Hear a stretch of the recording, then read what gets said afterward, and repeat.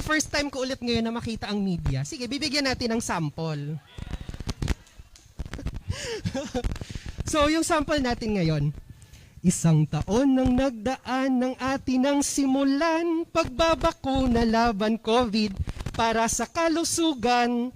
Bata, matatanda, maging si lolo at lola, ligtas na bakuna, ligtas talaga. Sana all, kumpleto ang bakuna. Sana all, ay may booster pa. O ngayon, kwento naman to ng mga health workers. Inakyat ko na ang bukid at lumusong pa sa sapa. Minsan naghabal-habal, bakuna ang angkas. Super effort nga naman, mabakunahan ka lang.